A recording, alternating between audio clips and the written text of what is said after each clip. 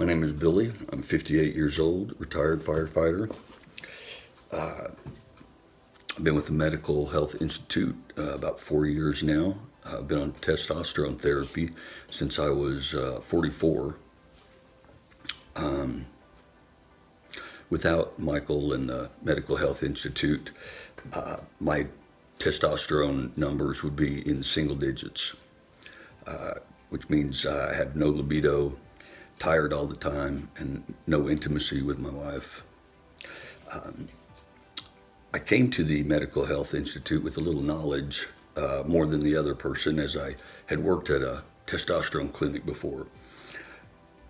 But when I called, I did not tell Michael or the staff that I had previously worked at a clinic, and listened to them as they explained the product and their programs, and I was thoroughly impressed with Michael's knowledge and his passion for the industry.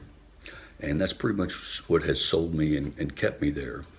I went out of state because of their pricing, much better than I could get here at home. So with the staff, knowledgeable staff, and pricing structure, I was sold on the Medical Health Institute, and I would recommend it to anyone.